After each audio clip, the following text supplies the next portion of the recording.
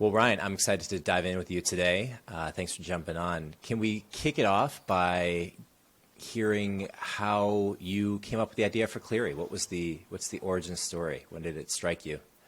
Yeah, great to be here. So Cleary was founded in 2017, and before that, I was working at Twitter with my co-founder Thomas, and we were working on internal tools to make Twitter employees, more productive with their day-to-day lives. So we were on a team called Corporate Productivity, helping people just, navigate the organization broadly, right? And so that was a wide suite of tools that help you kind of like find and index content, really around cross-functional communication between the teams, right? Usually within any given team, it's really easy to know what's going on.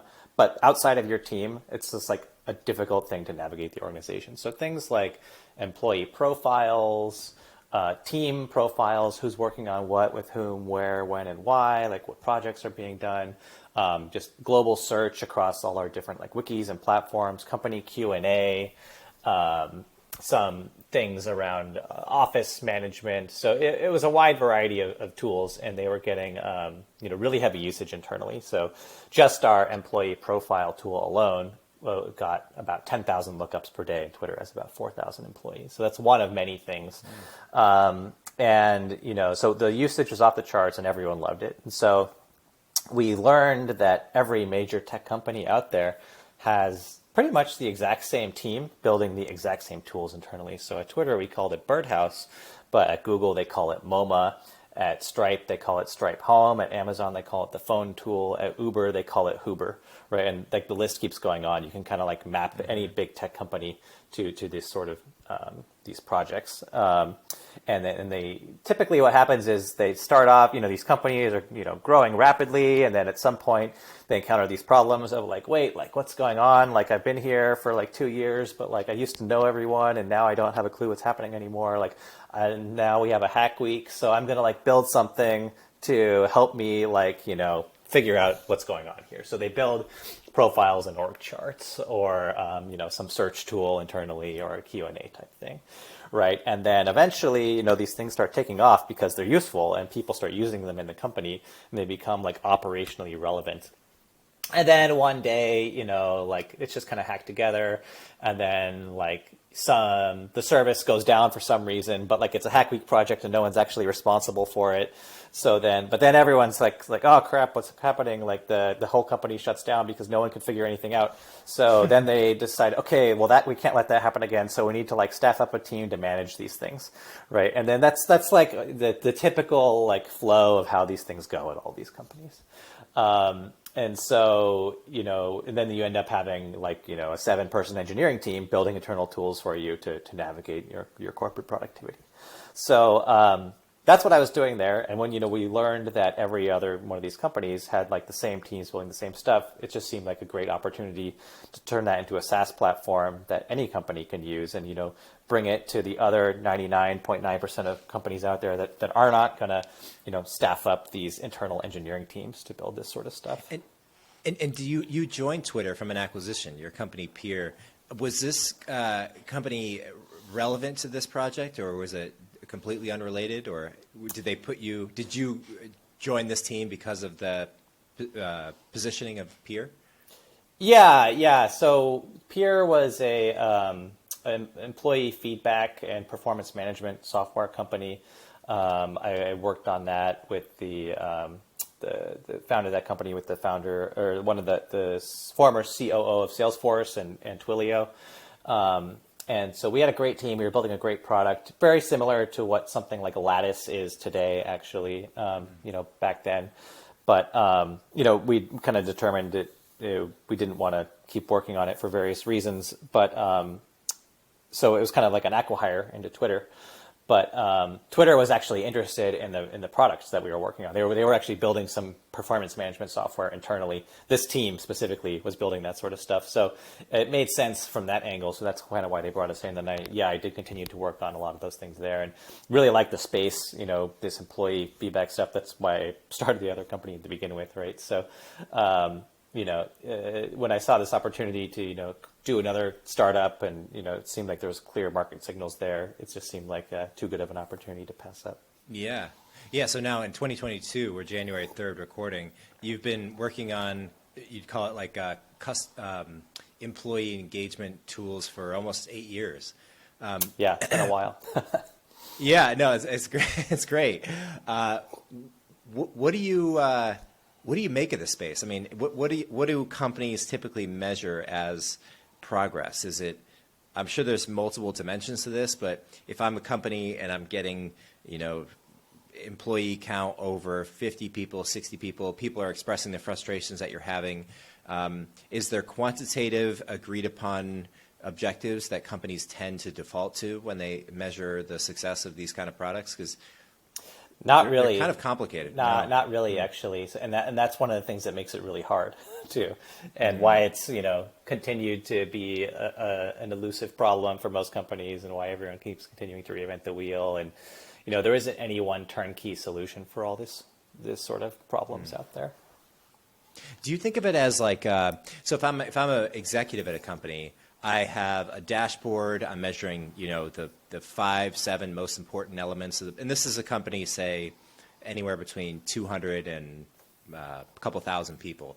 There's dashboards. There's places where executives can go and look at how the company's doing. They can go into the financial reports. They can peer into any part of the company. They can talk to any manager. They have, as somebody who runs a company, you have unlimited insight into the company.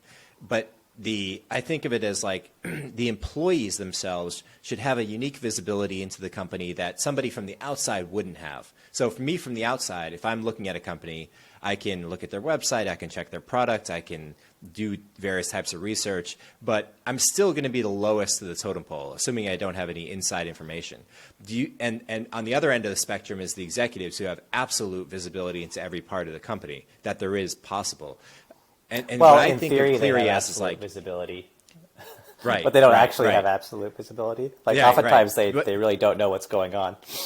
Right. But they would have the most visibility that anyone could have. I mean, there's no one They that have has more access to visibility. it, like Right. from a reporting structure, and often really well-run companies will be like that. But oftentimes people don't actually know what's going on, like many layers down. Right. In practice, Although I think that's it's quite less of bit a different. problem at the size that you're talking about, like a couple hundred people. And so how in a, say, optimal or ideal world where X number of years into the future, how do you view the place that we equal out on? Maybe let me rephrase that. If the product that you're building at Cleary is it fully experiences the vision of what you're building, is it that somebody comes into a company and they can see every different department, what they're working on, they can see all the different events in the company, they just feel really good about working in the company because they feel engaged with everything that's going on? Is that a fair way of measuring success, even if it's qualitative? Yeah, it's definitely qualitative for now, and I hope we can move towards a more quantitative approach. But yeah, it just creates much more transparency and it helps everyone be a lot more productive and really feel more aligned with the organization too, in terms of like defining priorities and like knowing where you stand in the organization and knowing like who to talk to about what. That's kind of like the key problem that really arises. And we can help you answer that question. And these problems are, relevant, far more relevant today than they were in like the pre-COVID era. They were still major problems when we founded the company, clearly.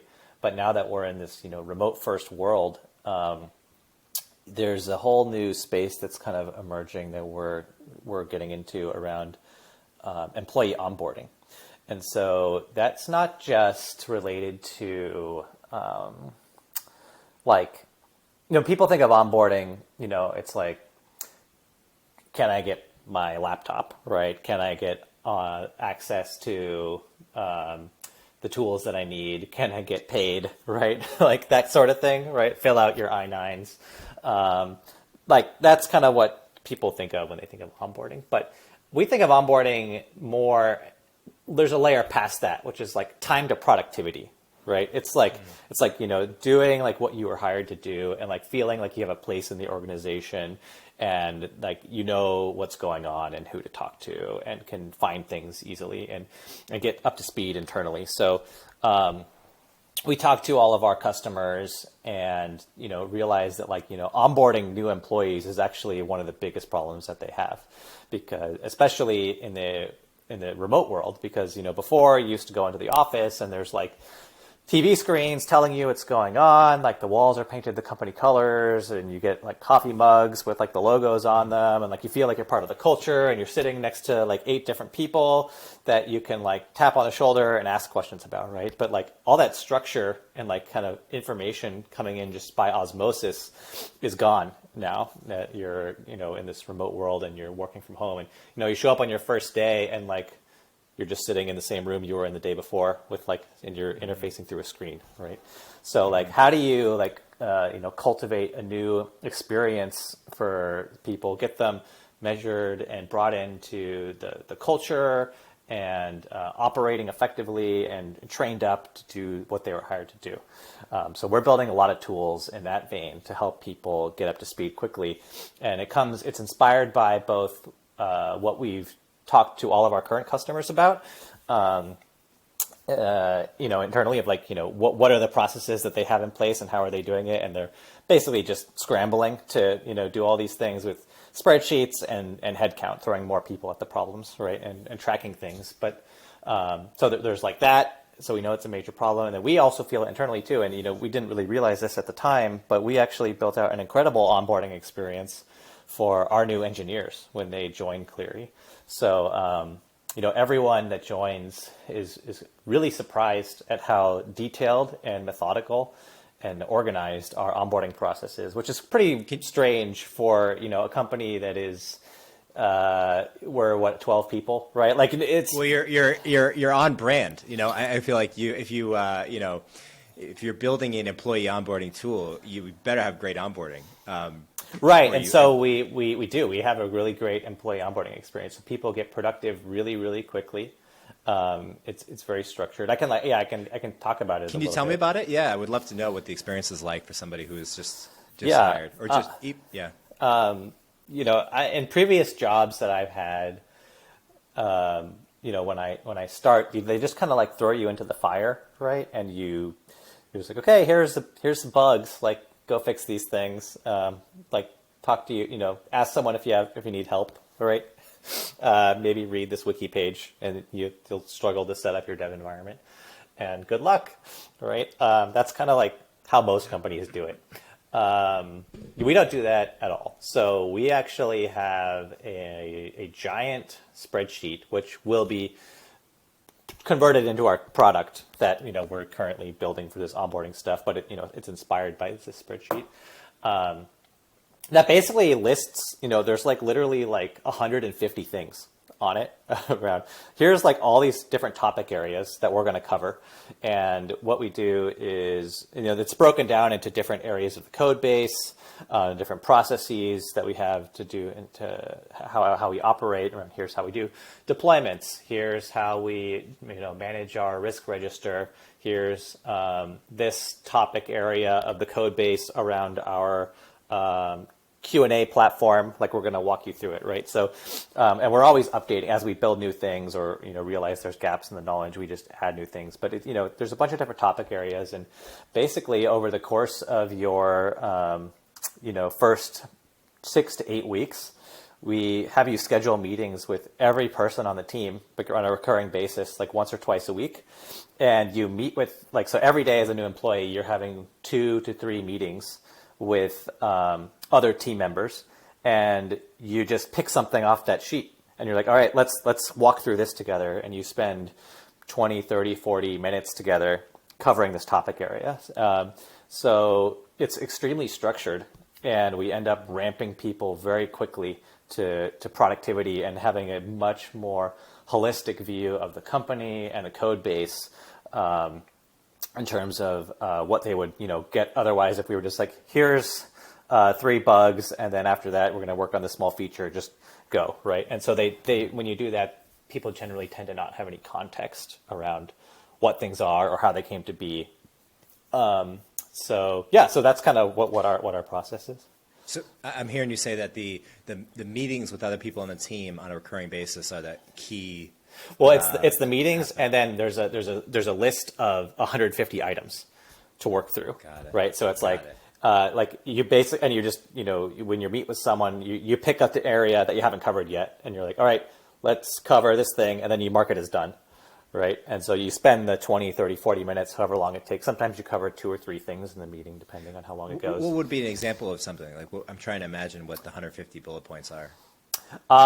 One would be our, back-end coding structure for how we do jobs, right? Like how we process jobs. Another would be, we've got 20 different modules in our product, right? So there's one for each module. Like I'm going to do a walkthrough of this, Go Links module, which is something that helps you search for information in the company. We're going to walk through the product, show you a demo, and then dive into the code, and just kind of like give you a quick bite-sized overview of everything, right? So stuff like that is like there's one around how do we do deployments at Cleary, like what that sort of stuff, right? So there's just 150 things like that. That you get over the course of your first 2 months, you get a wide breadth of overview across the whole company, and it covers things technical and non-technical too.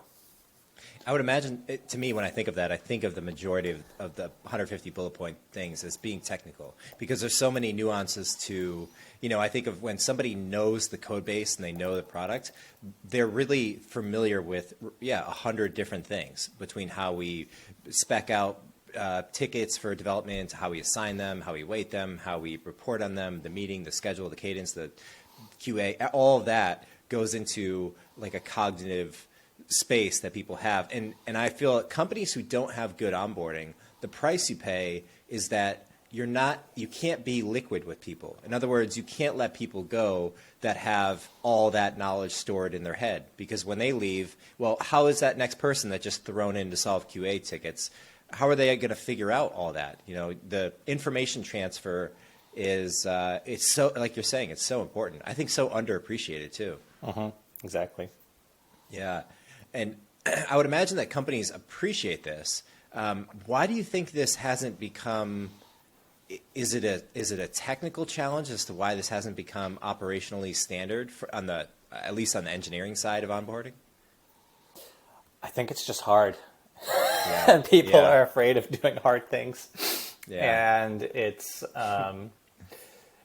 it's hard, but the results are worth it. It's a lot of one-time work, and when you're working on a startup, you have you've got a million different priorities going on, and it's just at any given time, it's not anyone's highest priority thing to like make sure that you have a fantastic onboarding experience, because you've got to like build that next feature that a customer is asking you for like 2 days ago.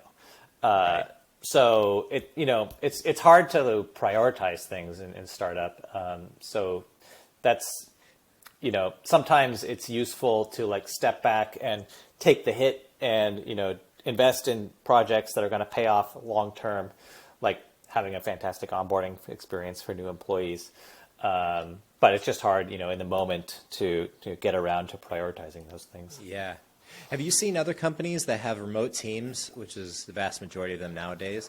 Have you seen any companies do things that are delightful? In other words, things that maybe you used to come to the desk the first day of work and there would be, you were a big gamer and there's all sorts of like gaming gifts there, or you love Mountain Dew and there's 50 Mountain Dews there. Is there anything like that happening? I mean, they're kind of, they're fun, but they kind of reflect a culture that's not just purely like input information into your brain. One that comes to mind, one of our customers, I forget which one, but they send all their new employees a plant on their first day. And you're supposed to, it's something in their culture about having a growth mindset, which is great, right? And so you get this like welcome gift to help, round out your nice desk, but there's like significance to it too, right? And you like got to like take care of your plant and make sure it's growing and stuff like that. I like that. I like that. Yeah. Yeah.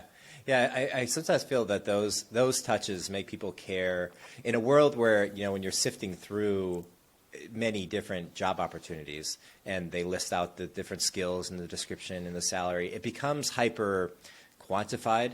And it's difficult for people to feel like, where am I gonna feel great? What company am I gonna really enjoy working at? And it's often not the one where you're making the most money, or you're even doing the thing that you're precisely concerned about, like the technology you're looking for. It's you know more about this than I do, but I'm really intrigued about what it is that makes people love the place that they're working at. And for everyone, it's different, and I think everyone has a commonality between the income that they're making, the productivity that they're feeling.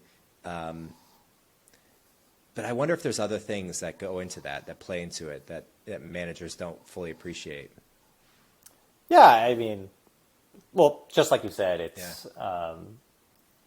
there's no one correct answer for this. Yeah. Everyone is different and has different needs and values, right? And trade-offs they're willing to make. And no job is perfect for anyone either, right? But, you're typically, you just have to make sure that people are, feeling like, valued and, adequately rewarded for the work that they're doing and have a high degree of autonomy and, feel like they're stretched in the right way that they want to be, right? That means that not the jobs are great fits for everyone either. Like at Cleary, for example, we really like to prioritize a growth mindset and having people, continuing to expand their capabilities and career goals and needs and, what they're hoping to achieve. It helps, align, individual incentives with company incentives, I think. But how does that look? Is there something that you do in practice that does that? Yeah, well, just making sure that everyone has a growth plan in place at any given time, and that we're periodically checking in on it and making sure that we're making progress on those things. But everyone's growth plan and goals are different. There's no one shared thing for anyone. But that's not a great fit for everyone because growing pains is a very real thing. So growth means growing pains. Right? It's hard for everyone to grow, right? And you're always happy after you go through it, but sometimes it can be challenging in the moment. And so not everyone is, up for that kind of a challenge at that particular time in their life, right? They may just want something a little more stable. It's kind of like keep going through what they are used to, right? And that's fine. For us, it's not great, but there's plenty of great jobs out there for people who want that kind of thing. And sometimes I feel like people get stuck. I think from a energetic standpoint. So they're comfortable. Say someone who has been coding for 5 years. They're comfortable with what they know. They enjoy what they know. They like getting into the flow of it, but they're not feeling compelled to grow. They're not feeling compelled to move outside the technical realm in which they're very familiar. And they also, I think of it as they're not being pushed. They don't feel compelled, and they're also kind of scared to go outside of that space because that means that's a space that you're not as senior in. And I feel like, to some degree, there's the feeling you get when you're just absolutely loving what you're doing. It requires that you give everything that you have to do it. You can't be half-assed and feel like, oh, this is amazing. I had a great day, but I gave it half my energy. It has to require everything that you have in order for you to get that completely fulfilling feeling. It's rare, and it often doesn't last very long, because products change and company demands change.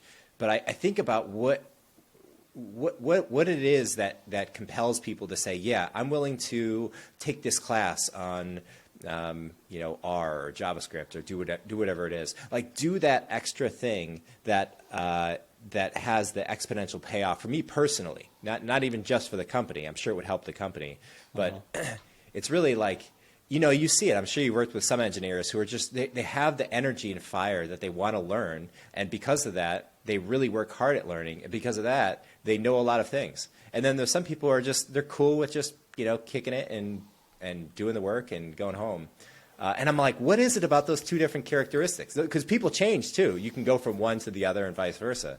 Yeah, I think people oscillate in and out of those states. Yeah.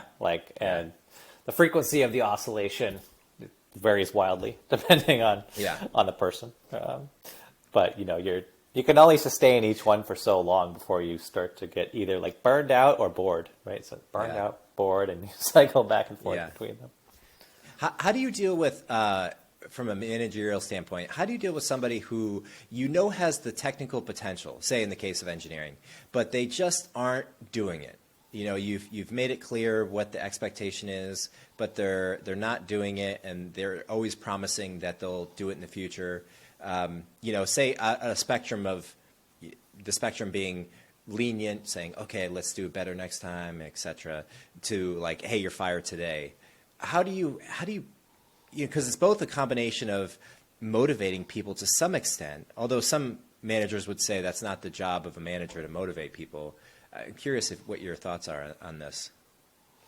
Yeah, I mean, well, I've dealt with that a bunch of times before. It's, I think you got to give someone a chance to prove themselves, and if their performance isn't matching the needs of the company, right? You need a change, right? And so the change either comes from changing the role, changing their performance, or moving on to a new role for them. And not everyone is in the right job at the right place at the right time. So you work with them to move it on. So we always like to give people a chance to turn it around. We have successfully turned it around with a couple people in the past, and it's a really great feeling actually to to take someone who is struggling a little bit and have a lot of tough, difficult, candid conversations with them, but come up with a plan to turn it around and make something that works great for everyone. And so it either it goes in one of those three directions, right? But ideally, you just don't have to encounter these problems in the first place, and these are few and far between. And you just have a fantastic hiring process, and you're just, people are motivated and happy and being challenged, and this is not something that you want to come up very often, right? Otherwise, something else is going on. You probably have bigger problems in that case. Yeah. Ryan, I want to ask you about the tech stack. So how when you started building Cleary, how did you choose what you chose, and then what did you choose? So we're built with Ruby on Rails on React. It was a very simple choice for me. It's what I was good at. So it's usually how it goes. And I had been using it for many years. So yeah, we didn't really think too much about it. The one thing I did consider at the time was moving to building with Elixir instead of Rails. But I mean, I've heard a lot of great things about it. I spent a little time looking into it.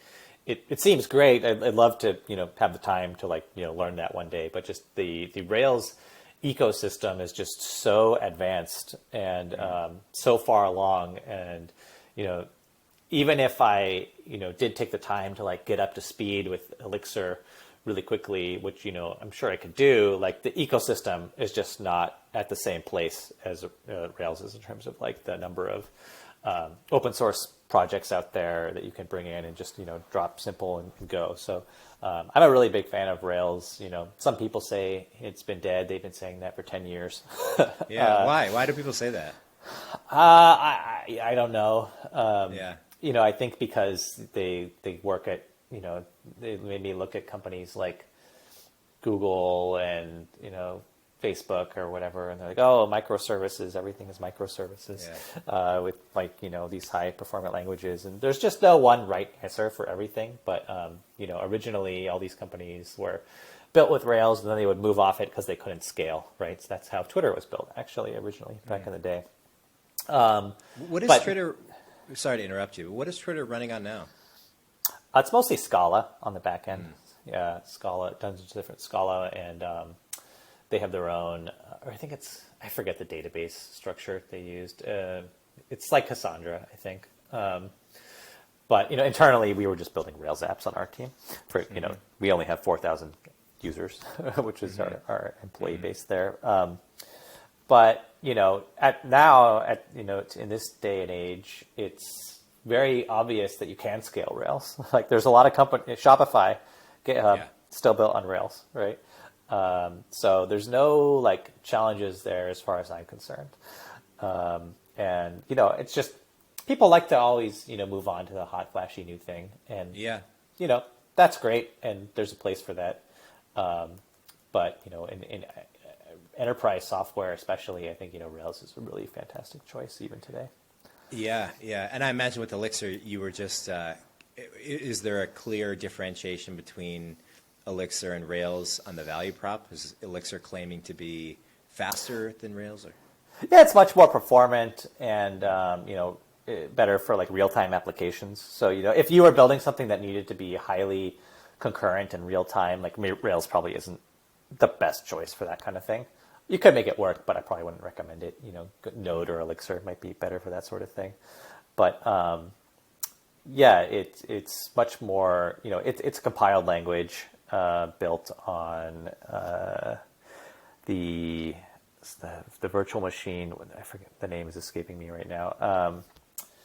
It's on the tip of my tongue. I can't remember. If I can remember it, we'll come back to it. But Elixir is built on the same virtual machine of another language, which is used in the telecom systems. So it's highly fault redundant and originally designed for massive scalability.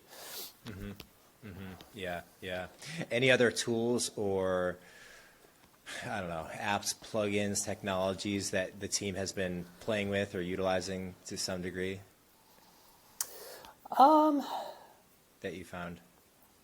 I mean, to be honest, I think we have a pretty standard technology stack, which is, in my view, a good thing. I don't think totally. There's, I think a lot of this stuff has been, quite figured out at this point, and there isn't a need to be innovating on something that works great already. Mm-hmm. If we were building a crypto project or something, then there's a lot of new tooling that needs to be built. Mm-hmm. But there's a fantastic developer tools out there for all of the stuff with just modern full stack web development. So just things like AWS, different tracking systems, logging systems, Elasticsearch, right? It's just all the things that you probably are familiar with. Yeah. Do you see, there was somebody I was talking to a few weeks ago who was telling me that their company will have these, and I think this is going to be true much more so in the future, where they're meeting internally with employees in a conference room in VR. Instead of just on a 2D screen, how you and I are interacting and how most people do over Zoom, they're throwing on the headset and they're just sitting in the conference room together. And that to me seems like a very real possibility at some time near in the future. Certainly Facebook's pivot to Meta is the leader in that space. Does that have a big change in your space, given that people within the company are interacting in some way? I mean, do you think about how this looks in VR, or is that just too far in the future at this point? I wouldn't say I very actively think about it. However, I do think you're right that is coming.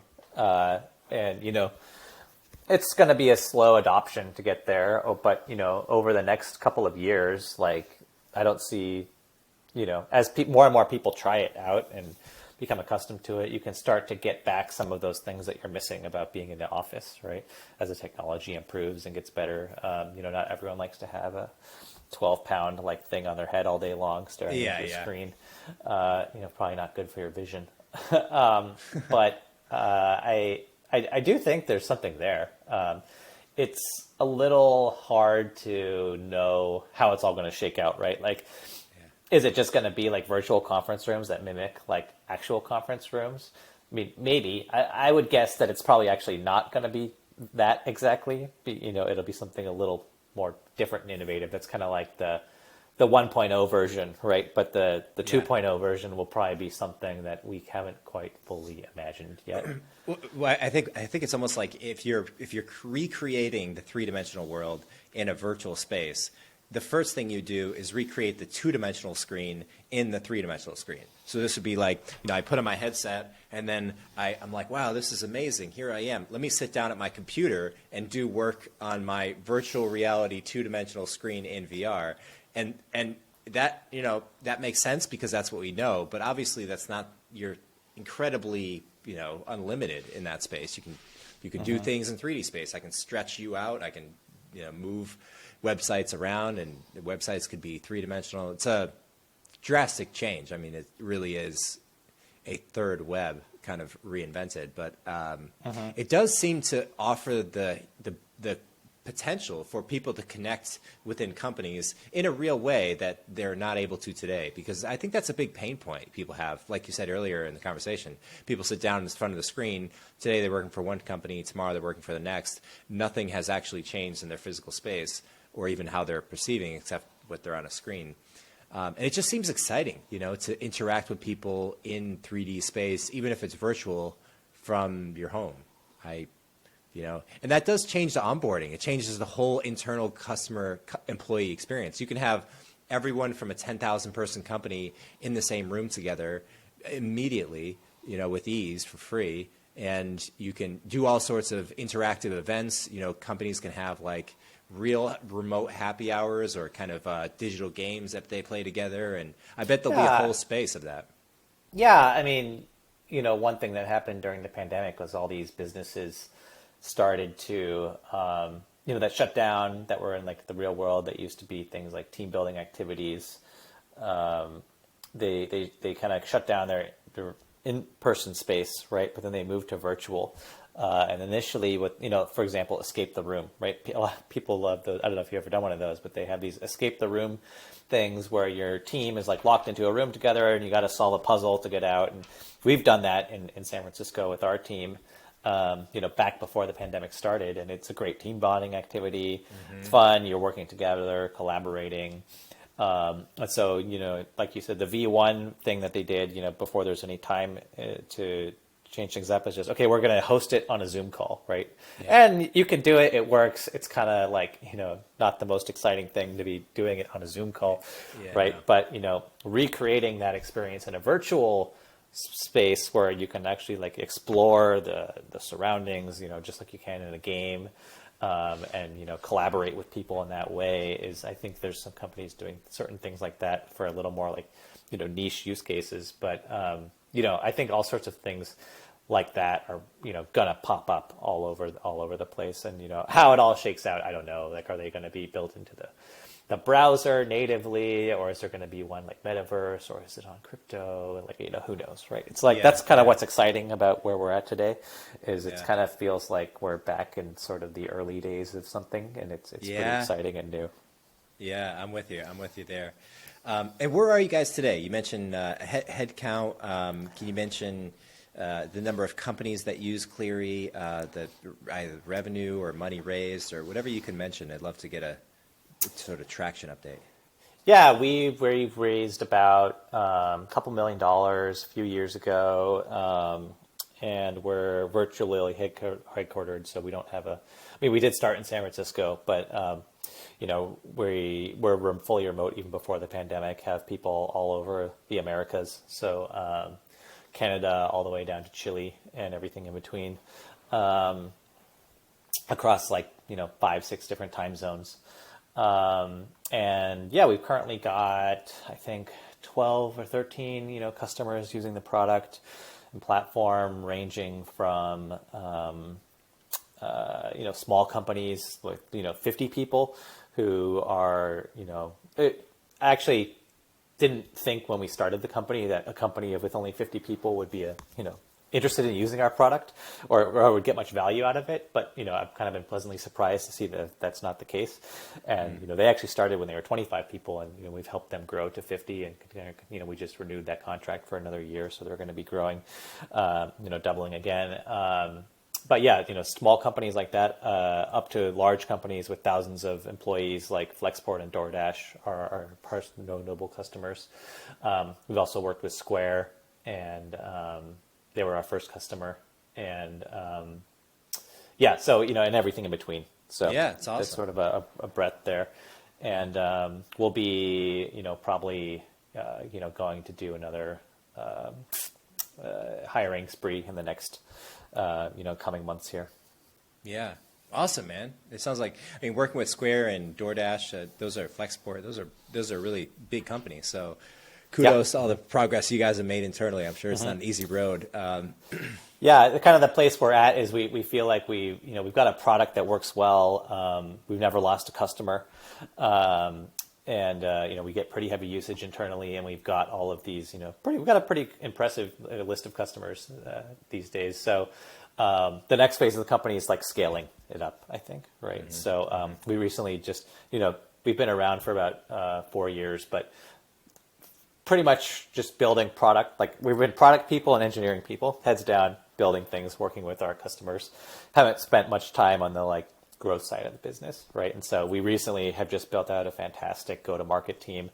We brought in a head of growth who led a company from seed stage to Series D, multi-billion-dollar outcome, and another guy who came in as our head of sales to with 7 years of experience in the HR enterprise software space. So really excited about 2022, and I think this is going to be the year that we really start to scale things and take it to the next level after spending the previous 4 years building this really amazing foundation for everything to be built on top of. Yeah, I'll say so. I mean, 4 years building a foundation is a hell of a foundation. So yeah, I'm a big fan. Well, thanks for spending time, Ryan. I'll let you run, but thanks for hopping on. Congrats on all the progress, man. I'm a big fan of what you guys are building, and I learned a lot, so I appreciate it. Awesome. Thank you. All right, buddy. Take care.